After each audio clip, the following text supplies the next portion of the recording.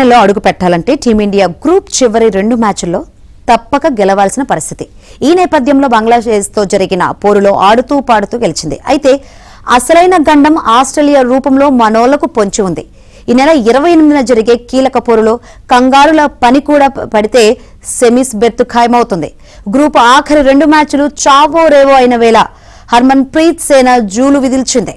Group A మ్యాచ్లో బంగ్లాదేశ్ను 5 వికెట్లతో చిత్తు చేసింది. మొదట బంగ్లాదేశ్ 20 ఓవర్లలో 8 వికెట్ల నష్టానికి 136 పరుగులకు పరిమితమైంది.